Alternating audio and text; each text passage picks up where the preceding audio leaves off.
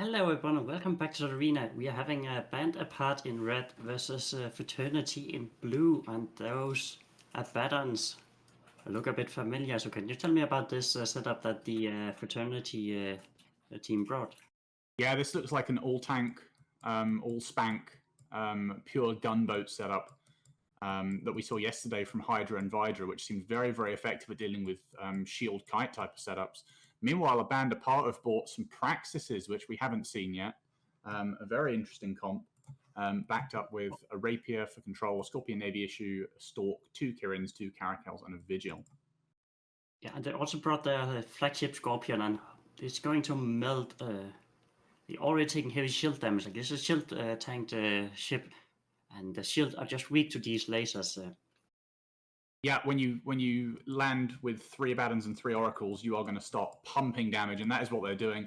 And the band apart are desperately trying to counter that by clearing off these Oracles as quickly as they can. But, I mean, this Oracle is dying at about the same rate as the Scorpion Navy issue, so Fraternity are going to collect a big old bag of loot from this Scorpion Navy issue wreck, and any second now it's going to go down. They kill the first Oracle, but obviously there's still 5 gunships left pounding him, and he goes down. Does he? Not quite. Yeah, he goes down. Yeah, he goes down, and this is a huge loss for the band apart team. Like it's flagship, so it's expensive, but also a good chunk of their points that's gone.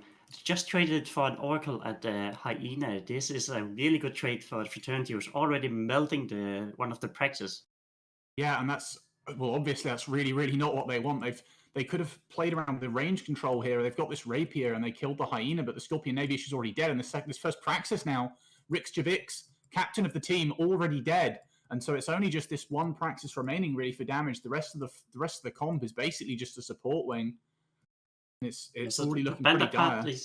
Band apart spent a lot of points on having 3 battleships and then also a Rapier that has the long range weapifiers, but not much damage. But in this situation, they're up against Mars ships. Mars ships are already slow, but they can shoot far, so they don't really care much about the Rapier, and you can see like it's completely ignored. They're just killing the battleships. Yeah, and I really think that's a really smart decision. It's a really good way to play.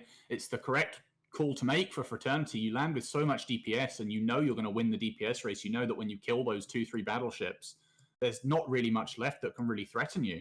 And that's exactly what they've done. Caracal just got 2-shot. Yeah. These... I think, who was it yesterday that made the calculation of 48 large turrets on these guns? It's just on these ships, it's so much damage. And that second Caracal just gets obliterated as well. Yeah, the second Oracle even stabilized. So these just take 1 Inquisitor. They don't have much repair powers, but they have enough to keep that Oracle alive. So at this point, yeah, the Fraternity team already had to load Conflict and then Bragg.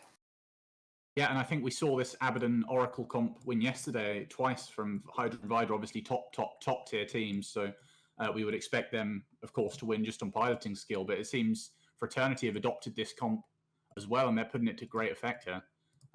Yeah, I wonder about the band apart's warp-ins, because I think they warped that flag Scorpion Navy issue at like 20 or 30, which seems pretty risky, especially if you're planning on sort of range controlling and using that Rapier or was it Rapier to a full extent. Yeah, it makes no sense. You can see like this Stork just got deleted, so even though it's a small-sized hull being shot by large guns, it just vanished. And seems like these pilots actually getting some good hits, and means that they can be good at the transversal matching. It's a really important skill when you're flying big gunships like this. They're even hitting that Kirin that just exploded. Yeah. So these Fraternity guys are doing a good job making sure they can get good hits on these small ships. Yeah, and yesterday I was really, really surprised to see Fraternity lost. They put up such a dominant performance in the feeder tournament. I thought Fraternity were basically the dark horse of the tournament. I thought they were really, really strong, and I think maybe Laz on the desk said so as well.